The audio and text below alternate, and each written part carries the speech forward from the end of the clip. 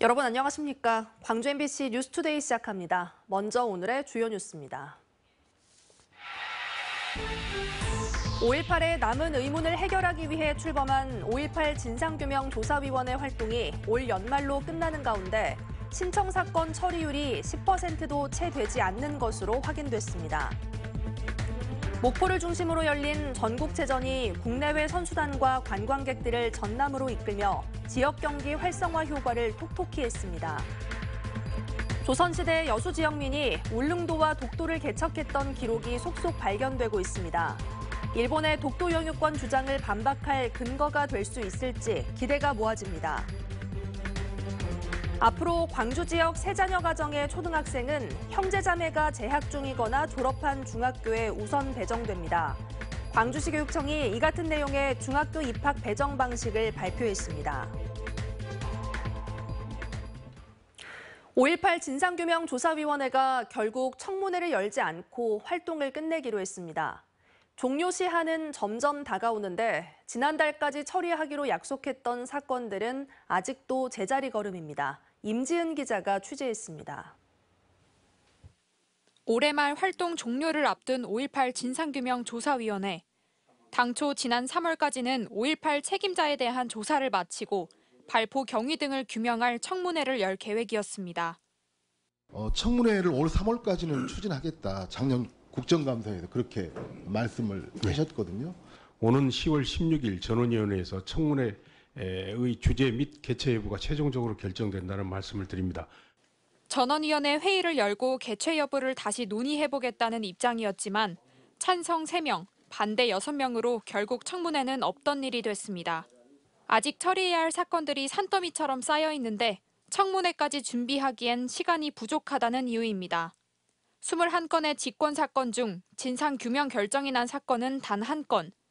피해자들이 이의 신청을 할 수 있는 법적 기간을 고려해 신청 사건 132건은 지난달 안으로 마무리하겠다고 약속했지만 이마저도 12건밖에 처리하지 못했습니다. 최초 발포 경위, 계엄군 성폭력 사건 등 진상규명의 핵심인 직권 사건은 조사에 더 오랜 시간이 걸립니다. 더 큰 문제는 신청 사건의 상당수가 비슷한 주제의 직권 조사와 병합돼 있어 사실상 피해자들이 이의 신청을 하는 게 불가능해졌다는 겁니다. 이 당시 간담회에서 이 진조위의 조사 상황을 들으면서 굉장히 심각한 우려를 표했었습니다. 한 달여가 지난 지금 상황이 정말 저는 참담하다고 생각을 합니다. 조사위에게 주어진 시간은 2달. 5.18과 관련된 남은 의문들을 해결하고 유족들의 한을 풀어주겠다는 조사위의 당초 취지가 퇴색됐다는 비판에서 자유롭지 못할 것으로 보입니다. MBC 뉴스 임지은입니다. 이 계절을 즐기기 좋은 날씨가 이어지는 요즘입니다. 오늘도 쾌청한 날씨가 예상됩니다. 하늘 모습 보시면 고기압의 가장자리에 들면서 깨끗한 하늘 드러나 있습니다. 종일 맑은 날씨가 이어지겠습니다. 다만 이른 오전 중에는 안개가 짙게 끼는 곳이 있겠습니다. 가시거리가 200m에서 100m 안팎까지도 좁혀져 있습니다. 시야가 갑자기 짧아질 수 있으니까요. 천천히 안전운전 하셔야겠습니다. 오늘 광주의 아침 기온은 10도 안팎으로 시작하고 있습니다. 한낮 기온 21도로 아침 기온과 낮 기온 모두 어제보다 2도에서 3도가량 높겠고요. 일교차는 여전히 10도 이상으로 크게 벌어지겠습니다. 날씨 정보였습니다. 이번 전국체전 기간 동안 목포 등 전남 지역의 선수단과 관광객들의 발길이 이어지면서 모처럼 거리와 식당 등이 북적였습니다. 전국체전을 통해 올해 목포를 찾은 관광객은 역대 최대 규모를 기록할 것으로 예상됩니다. 서희령 기자의 보도입니다. 전국체전 주경기장인 목포 종합경기장 인근 식당. 축구 경기를 보러 온 초등학생들로 가득합니다. 전국체전 기간 동안 단체 손님은 물론 예약팀까지 식당은 모처럼 대목을 맞았습니다. 지금 우리 매장에 그냥 못 들어올 정도로 그냥 대기자들이 좀 많이 서 있고 체전 지금 더. 저녁 시간에 식당과 술집 등은 더욱 북적였습니다. 모처럼 고국을 찾은 해외 동포 선수단은 남도의 맛을 느낄 수 있었습니다. 너무 좋았어요. 여기 간 데마다 음식도 맛있고 환대해주고 지금까지 제가 전국체전 한 11년 정도 다녔는데 남도가 최고입니다. 인근의 또 다른 식당도 웃음꽃이 넘쳐납니다. 전국 각지에서 모인 MZ 선수들도 남도의 맛과 멋을 만끽했습니다. 오전에 낙지를 먹었는데 이게 다른 데서 먹는 거랑 다르게 좀 쫄깃쫄깃하고. 전국체전 기간 동안 도심 곳곳은 활기가 넘쳤습니다. 전국체전에 참여하는 선수들의 숙소가 몰려있는 목포 하당 일대는 평일임에도 사람들로 북적이고 있습니다. 해상 W쇼 등 다양한 공연 프로그램은 선수단과 관람객들에게 색다른 경험과 볼거리를 선사했습니다. 오랜만에 불꽃 봐서 너무 좋았고 여기 근처에 회가 또 되게 맛있었고 신선해가지고 좋았던 것 같아요. 전국체전 주요 경기가 열린 목포는 이번 전국체전을 통해 올해 관광객이 지난해 730만 명을 넘어 역대 최대 규모를 넘어설 것으로 기대됩니다.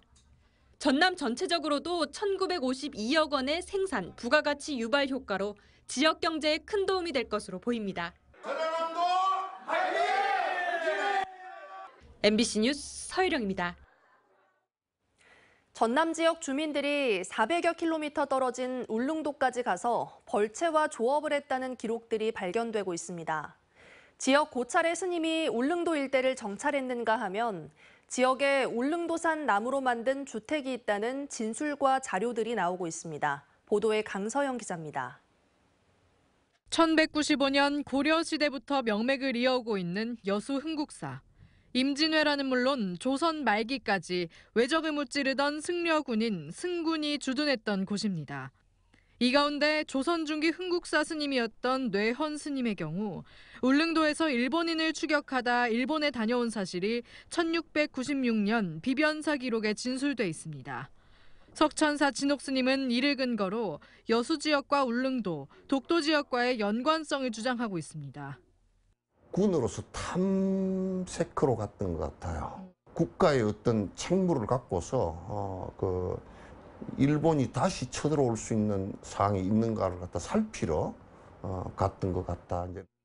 각종 근현대 사료에 나와 있는 전라도민의 울릉도 거주 기록에서부터 거문도의 노동요에 언급되고 있는 지명 울릉도까지 여수와 순천 지역민들이 울릉도와 독도 일대를 오갔다는 기록이 하나둘씩 공개되고 있습니다. 오는 24일 여수지역사회연구소는 울릉도 독도를 건너간 여수 사람들이란 주제로 학술 토론회를 열고 여수 초도와 거문도 주민들의 개척 사례를 소개할 예정입니다. 울릉도산 나무로 만들어진 것으로 전해지는 거문도 지역의 주택과 조상들이 실제 울릉도에 가 벌목과 조업을 했다는 지역 주민들의 생생한 증언들도 공개됩니다. 우리 지역 사람들이 수백 년간 울릉도 독도를 주 무대로 해서 생업활동을 하고 있었다는 것이죠.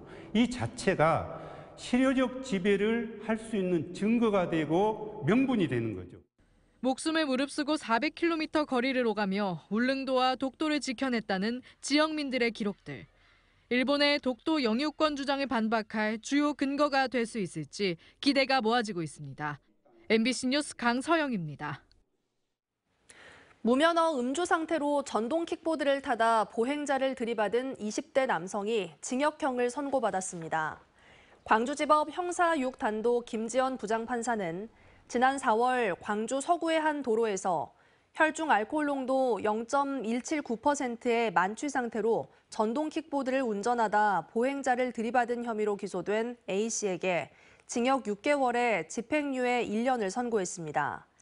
재판부는 이 남성이 음주운전 처벌 전력이 있는데도 술을 마시고 개인형 이동장치를 운전하며 신호위반을 해 사고를 일으킨 점 등을 감안해 형을 정했다고 판시했습니다. 5.18 당시 주남마을 버스 총격 사망 등 민주화운동 희생자들의 유족 51명이 정신적 손해배상 소송에서 승소했습니다.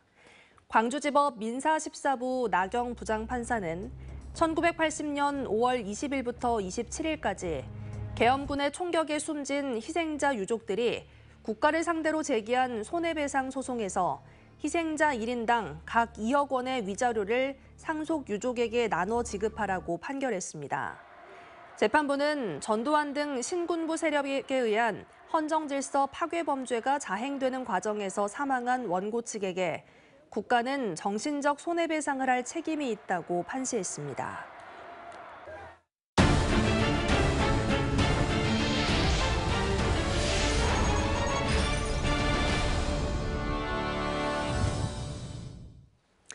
목포 MBC가 내년 총선을 앞두고 목포 국회의원 선거구 여론조사를 실시했는데요. 현역 의원의 선호도가 다른 출마 예정자들보다 높았습니다. 보도에 박종호 기자입니다. 목포 시민들에게 내년 총선 출마자로 거론되는 인물 중 누구를 선호하는지 물었습니다. 김원희 현 국회의원 31.9%, 배종호 현 더불어민주당 전략기획위원회 부위원장 15%, 윤소아 전 국회의원 11.3%, 이윤석 전 국회의원 6.1%, 문용진 현 부부요양병원 병원장 5.6%로 나타났습니다. 다음으로 김명선 현 더불어민주당 정책위원회 부의장 3.1%, 윤선웅 현 국민의힘 목포시 당협위원장 2.8%, 최국진 현 진보당 목포시 위원장, 김한창 전 국민권익위원회 전문위원, 신재중 전 청와대 관저 비서관이 뒤를 이었습니다. 더불어민주당 후보로는 누가 나서는 것이 좋다고 생각하느냐는 질문에는 김원희 현 국회의원 32.5%, 배종호 현 더불어민주당 전략기획위원회 부위원장 20%, 이윤석 전 국회의원 8.7%, 문용진 현 부부요양병원 병원장 7.4%, 김명선 현 더불어민주당 정책위원회 부의장 5.5%, 신재중 전 청와대 관저 비서관 4.9% 순이었습니다. 김영록 전남지사 직무수행평가도 물었습니다. 목포 시민들은 65.1%가 김 지사가 잘하고 있다고 답했고 신안 군민들도 70.1%가 잘하고 있다고 답했습니다. 박홍률 목포시장 직무수행평가에 대해 목포 시민들은 64.9%가 잘하고 있다, 27.9%가 잘 못하고 있다고 답했습니다. 박우량 신안군수 직무수행평가에 대해 신안군민들은 67.9%가 잘하고 있다고 답했고 25.1%가 잘 못하고 있다고 평가했습니다. 정당 지지도에서는 목포시민 72%가 더불어민주당을 선택했고 국민의힘 지지도는 6.9%로 나타났습니다.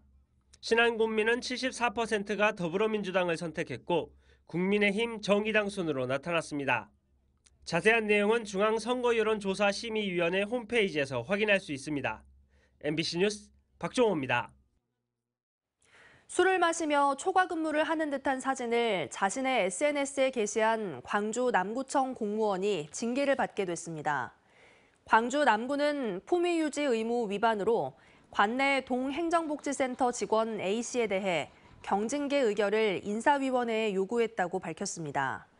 해당 직원은 지난달 자신의 사무실에서 맥주캔과 공문서 등이 함께 찍힌 사진을 온라인상에 게시했고 이를 발견한 익명의 누리꾼이 국민신문고에 민원을 제기한 것으로 알려졌습니다. 앞으로 광주 지역 세자녀 가정의 초등학생은 형제자매가 재학 중이거나 졸업한 중학교에 우선 배정됩니다. 광주시 교육청은 어제 이 같은 내용이 담긴 2024학년도 중학교 입학 배정 방식 일부 변경안을 홈페이지에 게시했습니다. 달라진 기준에 따라 중학교 배정을 위한 초등학교 재학 기준일도 기존 12월 31일에서 12월 15일로 바뀝니다. 문화체육관광부가 주관하는 지역문화 매력 100선에 광주 대표 도심축제 5개가 선정됐습니다. 광주 동구의 추억의 충장축제와 달밤 야시장, 남구의 굿모닝 양림, 북구의 비엔날레 미디어 파사드, 광산구의 별밤 미술관 등입니다. 로컬 100은 정부가 지역의 대표 유무형 문화자원을 선정해 2년간 국내외에 집중적으로 홍보하는 사업입니다.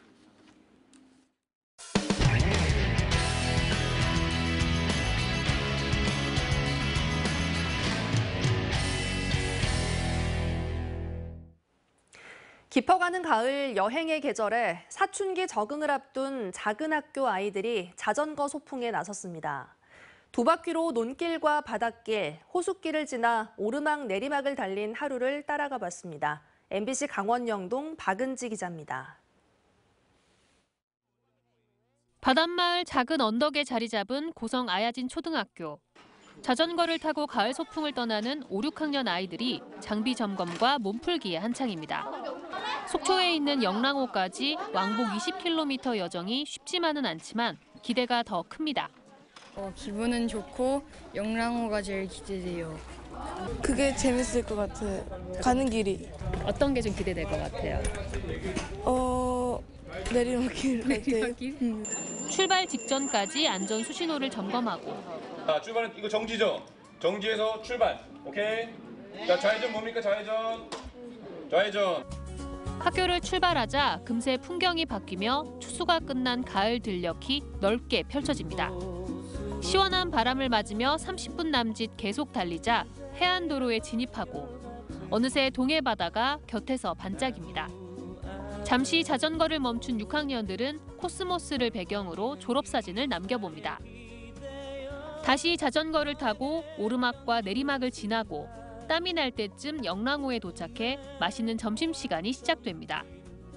한때 학생 수가 30명 남짓까지 줄었던 아야진 초등학교는 계절 학교를 특색으로 90여 명까지 학생이 늘었습니다. 봄, 여름, 가을, 겨울을 아이들이 느끼고 그 자연 속에서 아이들 자신의 성장을 충분히 함께 느끼도록 하는 그런 교육과정입니다. 하고 싶은 야외 활동부터 가보고 싶은 명소들까지 함께 의논해서 만드는 계절학교에 대한 애정도 남다릅니다. 물고기를 하나도 못 봐가지고 되게 아쉬워서 다시 한번 갔을 때 보려고 했는데 물고기가 없고 이거 갈매기들만 있어가지고 좀 아쉬웠어요. 저희 학교만 할 수 있는 특별한 활동이었다고 생각하고 되게 좋게 생각했어요. 저희 학교에서 도루묵, 양미리, 구워 먹기 약간 이런 거를 되게 옛날부터 많이 했었거든요. 쉬운 길도 어려운 길도 오직 두 발로 페달을 밟고 두 바퀴로 달리는 아이들에게 전해진 시민들의 응원까지 가을의 소중한 추억이 됐습니다. MBC 뉴스 박은지입니다. 먹이를 찾아다니는 길고양이 자주 보실 텐데요. 제주도의 한 아파트 단지에서는 이런 길고양이들 때문에 주민들 사이에 심한 갈등이 일고 있습니다. 제주문화방송 이따금 기자가 현장에 다녀왔습니다. 제주시내 한 아파트 단지 지하주차장. 난간 너머 계단 아래에 길고양이 보금자리가 마련돼 있습니다. 돌과 비닐천이 어지럽게 널린 사이로 새끼 고양이 한 마리가 눈에 띕니다. 7년 전쯤 입주민이 길고양이 보호를 위해 만든 보금자리입니다. 그런데 최근에는 밥을 주는 이른바 캣맘들이 많아지면서 고양이가 10마리 이상으로 늘었고 여기저기서 불평불만이 나오고 있습니다. 여름에는 이제 음식물 썩는 냄새도 나고 그러니까 이제 그거 보고 이제 애들이 여기 와가지고 막 그러니까 뭐 요즘에 찐득이니 뭐니 그런 걱정들도 많잖아요. 주차장 등 장소를 가리지 않고 주는 고양이 밥도 골칫거립니다.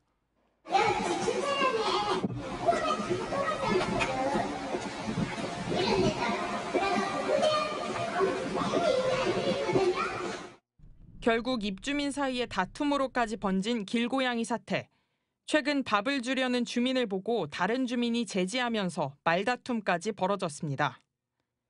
길에 있는 생명이다 보니까 아무래도 혐오나 학대 이런 개념보다는 좀 의논을 통해서 공존하는 걸로 가자고 해도 일단 대화가 안 되고 있어요. 오빠는 밥을 왜 여기서 주냐? 여기서 주지 마라. 다른 데서 좀 주셔라. 하니까 그건 내 마음이다 이렇게 하는 거예요. 그래서 제주에는 길고양이 보호 등에 대한 관련 조례나 정책이 없어 주민 갈등이 생겨도 뚜렷한 해결 방법이 없는 상황. 결국 관리사무소는 다음 달 입주자 대표회의를 열어 고양이 문제를 논의하기로 했습니다. MBC 뉴스 이따금입니다. 인기 드라마에 등장해 전국적인 관심을 모았던 창원의 팽나무가 천연기념물로 지정된 지 1년이 지났습니다. 하지만 사람들이 워낙 많이 찾은 탓에 나무 주변에 풀과 흙이 없어져 잔뿌리가 드러나는가 하면 병충해도 발생해 생육 상태가 더 나빠졌습니다. MBC 경남 김태석 기자의 보도입니다. 창원시 대산면에 있는 높이 16m, 가슴 높이 둘레 6.8m, 나이 500년의 노거수. 인기 드라마에 방영돼 우영우 팽나무로 전국에서 관광객을 모았습니다. 지난해 10월 7일엔 생태적 문화적 가치를 인정받아 국가문화재인 천연기념물로 지정됐습니다. 천연기념물 지정 1년 뒤 모습은 어떨까? 나뭇가지 및 잔뿌리들이 땅 위로 노출돼 있습니다. 많은 사람들이 찾다 보니 뿌리 주변에 풀이 없어지고 흙은 줄어들었기 때문입니다. 풀과 흙은 뿌리를 보호해주고 잔뿌리는 물과 영양분을 흡수해 나무 생태에 결정적인 역할을 합니다. 나무 건강의 상징인 잎의 일부는 병충해가 심해 누렇게 변했거나 가지만 남은 것도 있습니다. 물주기나 거름주기, 또 병해충 방제, 지표 관리 등은 큰 돈 들이지 않고 쉽게 할 수 있는데 이러한 기본적인 관리조차 되지 않고 있습니다.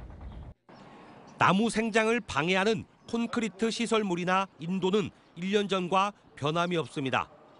나무 주위에 있던 의자 형태의 시설물과 천연기념물로 지정된 지 1년이 지났는데도 버젓이 있던 비지정 문화재 안내판은 취재가 시작되자 철거했습니다. 창원의 천연기념물은 동읍의 음나무군과 함께 이 팽나무 2개뿐입니다. 전국의 천연기념물 팽나무도 이 나무를 포함해 3개뿐이어서 매우 귀합니다.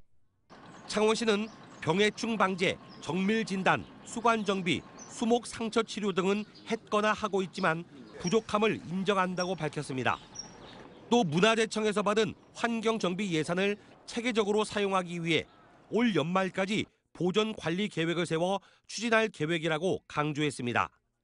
MBC 뉴스 김태석입니다. 광주시가 채무로 어려움을 겪는 시민을 돕기 위해 운영 중인 채무 힐링 행복상담센터의 올해 상담 건수가 1,500건을 넘는 것으로 집계됐습니다. 채무자의 채무 내역과 소득 재산 등 상환 능력을 상담하고 법률구조공단, 신용회복위원회 등과 연계해 개인 파산과 회생, 채무 조정, 신용회복 등을 지원하는 센터는 광주시청사 1층에 위치해 있습니다. 광주시는 올해부터 거동이 불편한 이들을 위해 20여 차례 찾아가는 채무 서비스도 제공하고 있습니다. 오늘도 맑은 날씨가 예상돼서 바깥 활동하시면서 이 계절을 즐기기 정말 좋겠습니다. 하늘 모습 보시면 고기압의 가장자리에 들면서 깨끗한 하늘 드러나 있고요. 종일 청명한 가을 하늘 기대해 보셔도 좋겠습니다. 다만 이른 오전 시간에는 곳에 따라 짙은 안개가 끼는 곳이 있겠습니다. 장흥의 가시거리 100m까지 좁혀져 있고요. 나주와 강진에서도 160에서 70m까지 좁혀져 있습니다. 시야가 갑작스럽게 답답해질 수 있습니다. 안전운전 하시기 바랍니다. 기온은 어제보다 조금 더 높겠습니다. 광주의 아침 기온 10도 안팎에서 출발하고 있고요. 한낮 기온 21도로 어제보다 2, 3도가량 높은 기온 예상됩니다. 일교차는 여전히 10도 이상으로 벌어지는 곳이 많겠습니다. 해남 6도로 출발해 한낮 기온 22도까지 오르겠습니다. 곡성과 순천도 5도 안팎으로 쌀쌀한 날씨 이어지고 있는데요. 한낮 기온은 대부분 지역에서 20도를 웃돌면서 낮 동안은 비교적 포근하겠습니다. 바다의 물결은 전해상에서 최고 1m로 잔잔하게 일겠습니다. 당분간 고기압의 영향권에 들면서 맑은 날씨를 보이는 날이 많겠고요. 일교차는 10도 이상으로 계속해서 크게 벌어지겠습니다. 날씨 정보였습니다. 이상으로 뉴스 마칩니다. 시청해주신 여러분 고맙습니다.